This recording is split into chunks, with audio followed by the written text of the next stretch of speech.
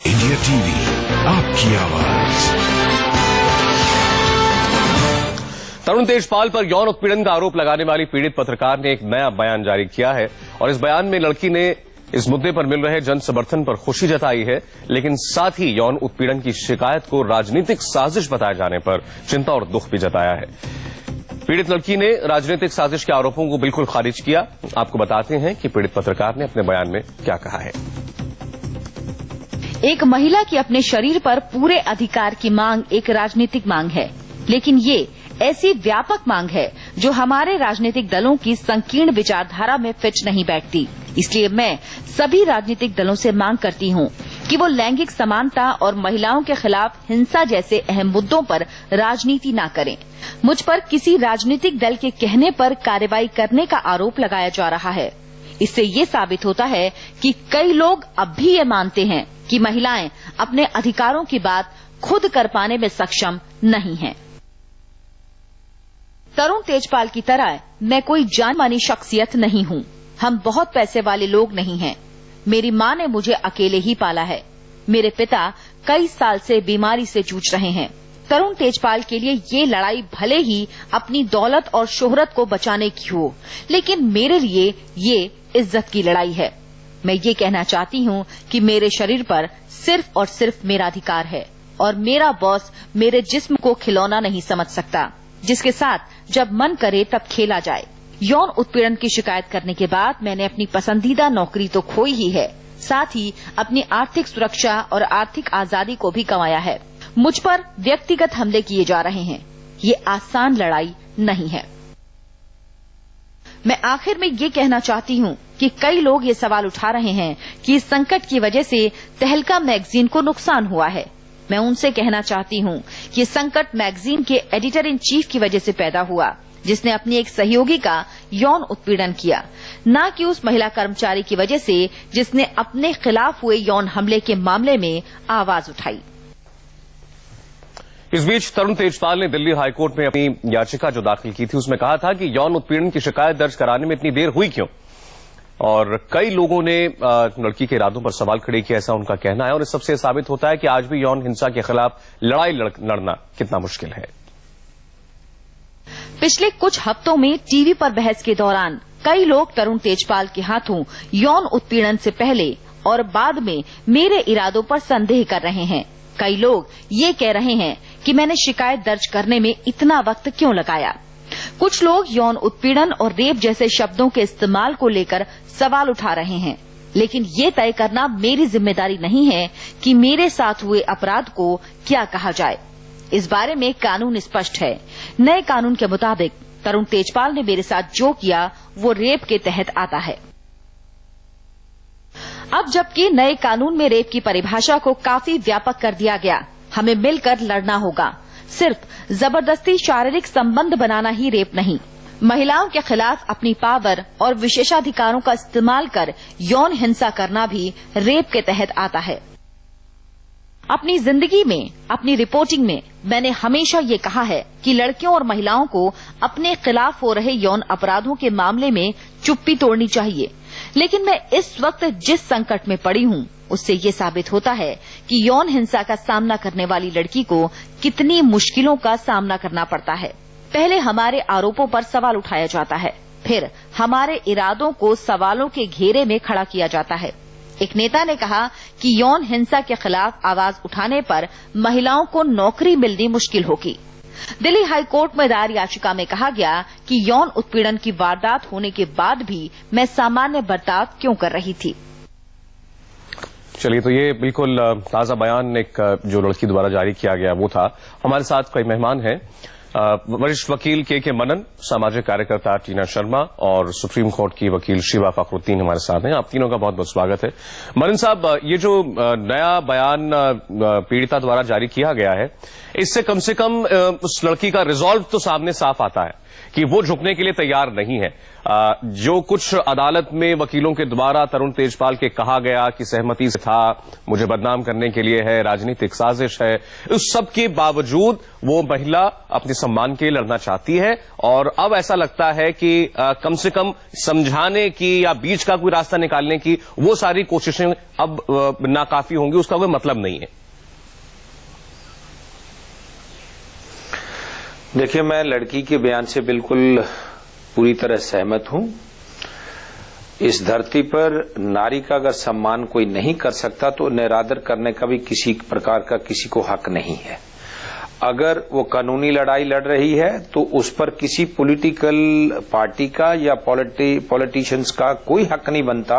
अगर देश में किसी मंच पर बैठकर किसी प्रकार की इस तरह की टिप्पणी करना, भारतवर्ष में किसी भी राजनीतिज्ञ को यह हक नहीं दिया हुआ है। लेकिन यहां तक तरुण तेजपाल के डिफेंस की बात है, उसका डिफेंस कंसिस्टेंट बिल्कुल नहीं है। मैं नहीं जानता कि उनकी डिफेंस टीम ने क्या चीज को मद्देनजर रखते हुए ऐसे डिफेंस तैयार करे हैं, लेकिन मेरा मानना है कि तरुण तेजपाल अपनी ईमेल से कैसे बच सकेगा। He will not be able to get out of that. बड़ा आपको मदन साहब क्या क्या इनकंसिस्टेंसीज नजर आती हैं उनकी दलीलों में? देखिए, मैं प्रोसिक्यूटर तो हूं नहीं इस केस का कि मैं डिफेंस को की पर टिप्पणी करूं, लेकिन एक बात बड़ी साफ है कि लड़की का कंसिस्टेंट स्टैंड। दूसरा, एक बात अभी आपने कही है कि इसमें लगता नहीं है कोई बीच का रास्ता या ये लड़ाई झगड़े का केस नहीं है, ये 420 का केस नहीं है, यहां कंपाउंड होगा ऑफेंस। लेकिन अगर लड़की ने कोई बयान दिया है और 164 सीआरपीसी के तहत भी उसका बयान हो चुका है, अब देखने वाली ये बात है कि कोर्ट उसका निरीक्षण करके उसको वे करके कितना उसको महत्व देती है। लेकिन मेरा मानना यह है कि जो अब आईपीसी में अमेंडमेंट हुई है, जो रेप की परिभाषा में अमेंडमेंट हुई है, उसके मुताबिक ये रेप केस बनता है और तरुण तेजपाल की राह जो है वो इतनी आसान नहीं है जितनी आसान लेके वो चल रही है। टीना, जो बातें आज इस बयान में महिला द्वारा कही गई हैं कि ये रेप के ही दायरे में आता है जो कुछ उनके साथ हुआ। अगर आपको भी मालूम हो, आपको अखबारों में आपने पढ़ा हो कि हाईकोर्ट में अपनी जमानत की अर्जी के दौरान, जिरह के दौरान, उनके वकीलों ने यह कहा था कि तो धाराएं गलत लगाई गई हैं तरुण तेजपाल के खिलाफ, रेप का तो मामला ही नहीं बनता, ज्यादा से ज्यादा 354 का मामला बनता है, outraging the modesty of a woman. तो ये अभी तक तो यही साफ नहीं है कि वो कहना क्या चाहते हैं कि कुछ हुआ या नहीं हुआ, कंसेंशुअल था या नहीं था, रेप था या कुछ और था, वो उनकी दलीलें अब तक साफ नहीं है। देखिए, के मेनन साहब बहुत रिस्पेक्टेड व्यक्ति हैं और काफी बार मैं इनके साथ डिबेट कर चुकी हूं। मुझे लगता है कि लॉ पे अंडरस्टैंडिंग के मेनन साहब के साथ मैं भी थोड़ा सा लाना चाहूंगी कि पहली बात तो कंसेंशुअल जो है वो कोई डिफेंस नहीं है। ये जो कानून है, कानून का जो प्रावधान है, उसमें कंसेंशुअल का कोई डिफेंस नहीं है, पहली बात। दूसरी बात, इंडियन एविडेंस एक्ट के अकॉर्डिंग अगर आप बात करें तो 114A का बिल्कुल क्लियर डिस्क्राइब करता है कि अगर आपके पास एविडेंसेस हैं रेप के और 376 का ABCDE सेक्शन तक अगर उसमें आते हैं और अगर आप रेप के एविडेंसेस हैं तो आप कोर्ट के सामने, क्योंकि जो अभी नया उसमें एडिशन हुआ है, एक्ट का जो प्रोविजन अभी चेंज हुआ है, उसमें सिर्फ इसलिए लाया गया है कि वो कई बार जो पीड़ित होती हैं, महिलाएं होती हैं, वो हॉस्टाइल हो जाती हैं, अपने बयान से कोर्ट में जाकर उस चीज को वापस लेने की कोशिश करती हैं, उन पे तरह तरह के दबाव होते हैं। तो 114A का जो सेक्शन है उसमें बहुत क्लियरली है कि अगर आपके एविडेंसेस हैं और एविडेंसेस और इनफैक्ट एविडेंसेस होने के बाद आप कोर्ट में उसको प्रूफ करने की भी ज्यादा जरूरत नहीं है, क्योंकि जिरह के दौरान ये उस लड़की के 2 बयान हो चुके हैं, 161 का बयान हो चुका है, 164 का बयान हो चुका है। प्लस एक चीज और इसमें बहुत क्लियर है जो इंटरेस्टिंग भी मुझे लगती है, वो ये कि दिस इज तरुण तेजपाल खुद ही जो है वो एक्स्ट्रा जुडिशियल अपना कन्फेशन कर चुके हैं, दे चुके हैं, अपना कन्फेशन दे चुके हैं। तो मुझे नहीं लगता कि बहुत उनके लिए इसमें कुछ ज्यादा लेकिन आप ये भी देखें टीना, शिबा इसका जवाब देंगे कि उन्होंने किस तरीके की कोशिशें की उसके बाद अपना केस मजबूत करने की, अपने ऊपर आप लगे आरोपों को कमजोर बनाने के लिए। कुछ एक आध ईमेल्स जो लीक किए गए उनकी तरफ से भी लीक हुए, जिससे एक ऐसा माहौल पैदा हो, ये मैसेज जाए कि भाई उतना ब्लैक एंड व्हाइट का केस नहीं है जैसा कि दिखाई दे रहा है। बहुत उन्होंने जैसे लिखा कि हमारी उससे पहले जो बातें हो रही थी, इंसिडेंट से पहले बहुत लोडेड कॉन्वर्सेशन हो रही थी, तो वो अपनी तरफ से ये इंप्रेशन देना चाहते हैं कि इसमें कहीं ना कहीं कोई रजामंदी वाली बात थी और मैंने फोर्सिबली नहीं किया जो कुछ किया। ये उनकी तरफ से आपको लगता है उनका प्राइमरी डिफेंस भी यही होगा? नहीं, उनका डिफेंस जो भी हो, बट मैं इसमें टीना शर्मा जी के साथ बिल्कुल सहमति करूंगी कि इंडियन एविडेंस एक्ट में 114A में साफ साफ अगर आप कंसेंसस की बात भी करते हैं तो उसमें साफ तरह से कंसेंसस माना नहीं गया है, बिकॉज विक्टिम को होस्टाइल करने की कोशिश की जाती है। प्लस मैं विक्टिम की तरफ से भी बोलना चाहूंगी कि उन्होंने बड़ी हिम्मत जुटाई है।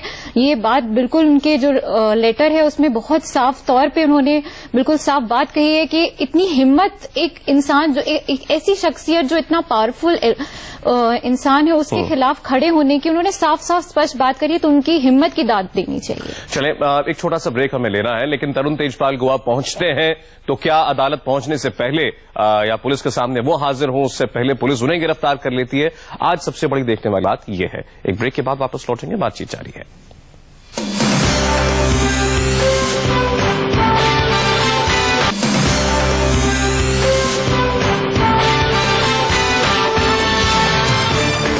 तरुण तेजपाल और तहलका के स्टिंग ऑपरेशंस की शुरुआत के पहले शिकायत करता रहे बंगारू लक्ष्मण का कहना है कि तेजपाल अपनी करनी का फल भुगत रहे हैं। कैमरे पर 1 लाख रुपए लेते हुए पकड़े गए बंगारू लक्ष्मण को बीजेपी के अध्यक्ष पद को छोड़ना पड़ा था, इसके बाद उन्हें जेल भी जाना पड़ा था। का कैरेक्टर ये पहली बार पब्लिक डोमेन में आया, लेकिन हम शुरू से इस बात को कह रहे हैं कि तहलका ऑर्गेनाइजेशन अपने स्वार्थों को साध्य करने की दृष्टि से वो कुछ भी कर सकता है। 2001 के स्टिंग ऑपरेशन के समय भी उन्होंने महिलाओं को भेज करके अपने खुद के सेक्रेटरी को कालगल बना करके उन्होंने भेजा। मनन साहब, बंगारू लक्ष्मण आज अचानक अवतरित हुए, उन्होंने कहा कि अपनी करने का फल भुगत रहे हैं तरुण तेजपाल। उनकी एक प्ली ये भी है अदालत के सामने कि ये सारा मामला पॉलिटिकली मोटिवेटेड है। जिस तरीके से गोवा पुलिस ने, क्योंकि वहां बीजेपी की सरकार है, सुओ मोटो एफआईआर दर्ज कर दी, फिर चीफ मिनिस्टर जो है पल पल एफआईआर के बाद क्या हुआ, क्या प्रोग्रेस है, वो खुद मॉनिटर कर रहे हैं, बात बात पे प्रेस कॉन्फ्रेंस कर रहे हैं, टीवी चैनलों को फोन करके अपडेट कर रहे हैं। ये कौन करता है? ये डिफेंस जो उनका है, आपको लगता है किसी भी लिहाज से उनकी कोई मदद कर सकता है? बिल्कुल कोई मदद नहीं होगी, लेकिन मेरा आग्रह जरूर इन पॉलिटिशियन से है कि यहां इनको कार्य करना चाहिए, वहां ये करेंगे नहीं, यहां नहीं करना चाहिए वहां अपनी टांग जरूर अड़ाएंगे ये। लेकिन मेरी रिक्वेस्ट सिर्फ इनसे आज भी यही है आपके माध्यम से कि कम से कम जुडिशियल प्रोसेस में और इन्वेस्टिगेटिंग एजेंसीज के काम में दखल ना देइए, लेकिन इस केस में तो सबसे बड़ा बयान लड़की का स्टेटमेंट ये ही मायने रखेगा। जैसे टीना जी बता रही थी और मेरी दूसरी कॉलीग बता रही थी कि जो सेक्शन 114 अलिस्टेशन ए है इंडियन एविडेंस एक्ट में, वो इतनी बड़ी इस समय बाधा बनेगी, और दूसरा इसका अपना ये confessional statement by way of email, और तीसरा प्लॉजिबल डिफेंस अभी तक इनका आया नहीं है। चूंकि मैं बीइंग ट्रायल कोर्ट का भी लॉयर हूं, थोड़े बहुत मैंने भी केस करे हूं, मैं नाम तो नहीं लूंगा, मैंने सैकड़ों करे हैं, लेकिन मैं कहूंगा नहीं। लेकिन जब तक कंसिस्टेंट आपका डिफेंस नहीं है, प्लॉजिबल डिफेंस नहीं है, तब तक ऐसे केसों में पार लगना बहुत मुश्किल होता है। अब टीना, जैसे अभी मनन साहब ने जिक्र किया कि उनका अपना एक कन्फेशनल स्टेटमेंट भी आपने भी कहा था, इसके बारे में वो ये कहते हैं कि ये मैंने केवल शोमा चौधरी के दबाव में ये जारी किया था। मैंने हर वक्त पहले दिन से ये मेंटेन किया उसके सामने कि इसके 2 वर्जन्स हैं, मेरा कहना कुछ और है, अगर शोमा चौधरी उसको ये कहते नो, अगर शोमा चौधरी सुनिए, अगर शोमा चौधरी उनको ये कहती है कुएं में छलांग मार दो, समुद्र में छलांग मार दो, अब जहाज में जा रहे वहां से छलांग मार दो, तो ये उनका अपना दिमाग नहीं है। काम उन्होंने किया जो शोमा चौधरी ने किया था। बिल्कुल मनन साहब, सब ये मनन साहब बिल्कुल ठीक बोल रहे हैं। इनफैक्ट मैं ये कहना चाहूंगी कि देखिए, जहां जुडिशियल प्रोसेस है, जहां कानून की भाषा बोल रहे हैं, वहां किसी से वर्बल जो डिस्कशन हुआ है वो कोई मैटर नहीं करता है। और शोमा चौधरी ने उन्हें छलांग मारने के लिए बोला, तो शोमा चौधरी एक टाइम में उनकी मैगजीन को आगे भी बढ़ा रही थी, उनका बिजनेस भी आगे बढ़ा रही थी। तो मुझे लगता है कि कहीं ना कहीं उन्हें एक अच्छी सलाहकार ना होने का नुकसान कहीं ना कहीं उन्होंने तो यहाँ तक कहा है भुगतना कि पड़ेगा। ये भी कहीं से बात सामने आई कि उन्होंने किसी वकील से सलाह ली, कोई बहुत वरिष्ठ वकील है, जैसे ये मामला सामने आया, और उनके कहने पर ही उन्होंने माफीनामा वगैरह सब कुछ करवा दिया तरुण तेजपाल का, और उसके बाद वो वकील मुकर गए, दूसरी तरफ चले गए। ये भी उन्होंने कहीं से ऐसा हो सकता है, कोई बड़ी बात नहीं, क्योंकि आप एक ऐसी लैंग्वेज आप लिख के दे रहे हैं, अपने हाथ से लिख के दे रहे हैं। कोई भी ऐसा एविडेंस जो सपोज मैं कोई गलती करती हूँ और मैं आपको लिख के दे दूं कि मैंने चोरी किया, तो मैं चोर हूँ, आप उसको कोर्ट के सामने प्रोड्यूस कीजिए। चलिए ठीक है, एक और ब्रेक के बाद वापस लौटते हैं, बातचीत जारी रहेगी।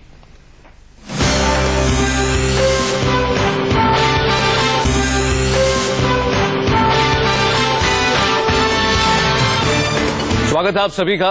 गोवा के लिए रवाना हो चुके हैं तरुण तेजपाल। जिस जहाज में बैठकर जा रहे हैं उसमें गोवा पुलिस की एक टीम भी मौजूद है। गोवा में उनकी जमानत की अर्जी पर सुनवाई होने वाली है। अगर उन्हें जमानत नहीं मिलती तो एयरपोर्ट पर लैंड करते ही वो गिरफ्तार हो सकते हैं। शिवा, ये बताएं, कानूनी लिहाज से आपको लगता है कि ये जो कोशिश दिल्ली में वो करते रहे जमानत लेने की, और आज जाकर के गोवा की अदालत में उन्होंने अर्जी दाखिल की है, ये काम पहले हो जाना चाहिए था? कहीं उनकी टीम की तरफ से कोई गलती हुई है? जी बिल्कुल, ये उनको जो भी उनको कानून सलाहकार थे, उन्होंने बहुत गलत उनको सलाह दी थी। बिकॉज एक तो दिल्ली में उनका जुरिस्डिक्शन जहां पे क्राइम हुआ है वहां पे होता, तो वैसे भी उन्होंने ठीक किया, वो विड्रॉ कर ली, वो वैसे भी डिसमिस हो जाती। एंड ये चीज जो उन्होंने आज करी है, ये अगर मतलब 5-6-7-8 दिन से हम देख रहे हैं कि वो भागते रहे पूरी इस प्रोसेस से, विच इज लाइक वो ही एक जो प्रोसेस है वो बहुत उनका डिले दिखाता है। और उनका एक और चीज थी, ये जो आज हो रहा है, अगर ये पहले कर देते तो थोड़ा उनको, अगर सरेंडर करते तो थोड़ा उनको उसका अच्छा इफेक्ट मिलता। बट ये बहुत ही उन्होंने, उनका सलाहकार उसमें बहुत गलत सलाह दी थी उन्हें। मनन साहब, मैं आपके पास भी आऊंगा कानूनी पहलुओं पर बात करने के लिए, लेकिन एक छोटा सा ब्रेक लेना है, इसके बाद वापस लौटेंगे। अब इंतजार है तरुण तेजपाल कब पहुंचते हैं गोवा, इस बात का। लौटते हैं।